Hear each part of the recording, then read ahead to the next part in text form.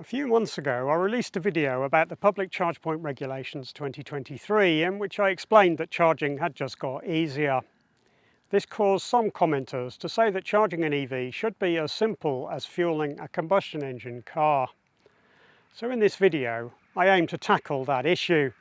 Is charging an EV too difficult, or was that unfounded? Are there things that could be done to make it easier than it is at the moment?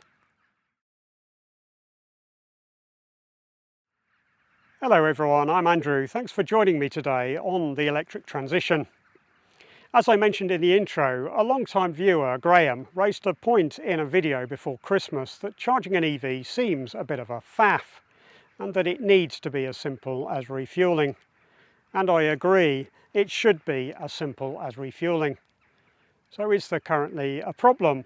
And if so, is there anything easier? Well, let's start with a demo on a DC rapid charger. I start by pulling into the charging bay. In this case, I'm demonstrating with GridServe, as that's a very common network at motorway services. Since they are common in that sort of location, it seems a useful one to show. Right, so I need to open the charge flap of the car. There's a button in the Zoe for that job. Next, around the front of the car, I move aside the charge port outer and inner covers and then plug the cable from the charger into the car.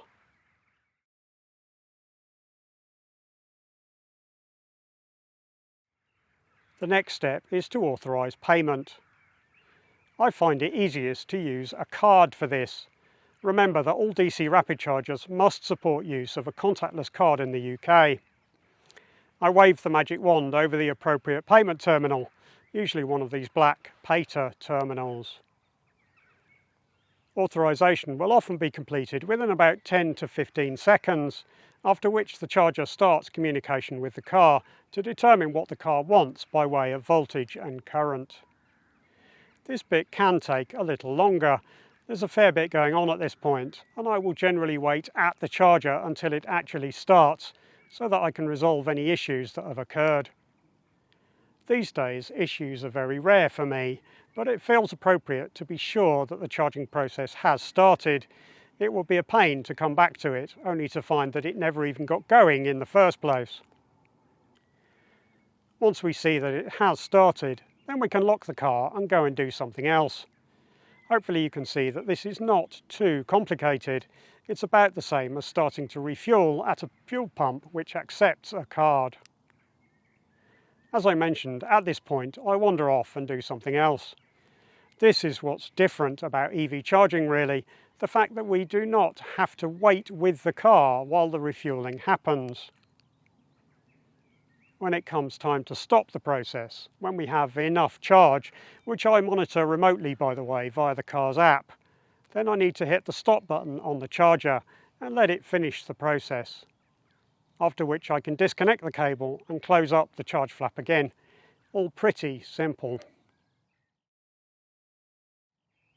I used a contactless card to do this, a physical card, because I find that most convenient. However, you can also use your phone if you have an app to do that. Apple Pay, Google Wallet or your banking app will all work too, as you'd expect. However, I've only shown you the process when you want to pay with contactless. What actually caused the concern about complexity was another way to pay, namely using a roaming payment provider. There are a couple of reasons to use a roaming payment provider. Firstly, while DC rapid chargers are required to support contactless, AC charge points are not. If you want to use an AC charge point, you will often need an alternative. A contactless reader is a bit of a faff and can be a bit expensive for charge point operators to install. Therefore, to be able to have many AC charge points, many more than DC rapid chargers, which will be the case eventually, then they should not be saddled with that faff and expense. Therefore, we need something else, something a bit simpler for them to implement. Ideally something that does not even require the charge point to have a screen, so that the charge point is super cheap to make, install and maintain. If we're not going to use contactless, then how will we pay? Well, we could use an app. Charge point operators would love to know your details, be able to monitor your usage, so they are keen for you to use their app. For me, the problem with that is the sheer number of apps you would need, all of which need downloading, then an account created within them, entry of your payment details, and only then can you finally use that operator's chargers. The problem is there are dozens of charge point operators, many dozens, and so that isn't really practical. What's more, it's a lot of apps from which your personal details can be lost, but that's a rant for another day. That's where roaming apps come in. If I download a roaming app, create one account in that, enter my payment details just once, then I can use that for all of the networks that provider supports. The one I like to use is Octopus Electroverse. They are integrated with most of the UK's charge point operators, and most of Europe's, by the way, as well. Not just AC charge point operators though, but most of those offering DC rapid charging as well, so I can use Electroverse for most of my charging of all types. Why would I do that?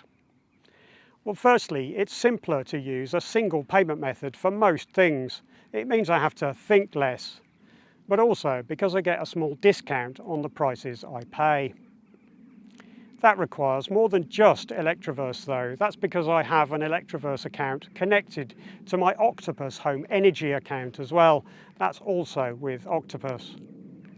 I am on the Octopus Intelligent Go tariff at home, and that is what actually results in the discounts to which I refer. With that setup, Electroverse plus Intelligent Go, Octopus give me 8% off my public charging costs, as well as the cheap overnight charging I get at home from being on that tariff. It saves me quite a lot. I'll leave my referral links to both Electroverse and Octopus Energy in the video description in case they are useful to anyone. If you use either, then both of us get a little money off the energy we use through them, but only after the first time you use the appropriate service. So I've talked about how I'm registered with the Electroverse app, and that makes it sound as though I use the app to charge, but I don't. You see, there was one thing I didn't mention when I talked about roaming providers, and that's an extra service that most of them make available. And it's this, the RFID card. Most roaming payment providers allow you to order an RFID card once you sign up. Electroverse do, and the first card from them is free, I think, but so does AppMap, although you have to pay for that one. And Plug Surfing do them too, as will plenty of others. Whilst public AC charge points do not have a contactless reader, they do almost always have an RFID reader, as do DC rapid chargers as well. So a wave of this wand is all that's required at most public charge points. The card is really the missing piece, the bit I didn't make clear. It's just another card to have in your wallet, or a small fob to have on your keychain, and proves just as useful and simple a magic wand as a contactless card. If you are tech savvy, you might prefer to use the app, and that's fine too, of course, but I prefer a quick wave of a card, and my Electroverse RFID card is usually the one I will use if it's supported.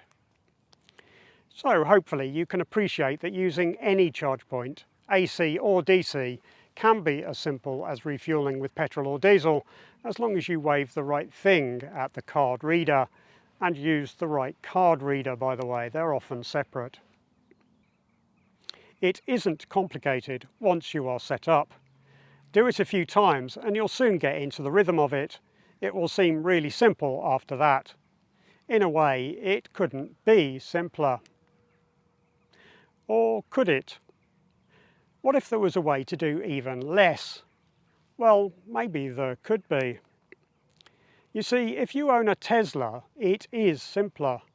Easier than it already is for me without.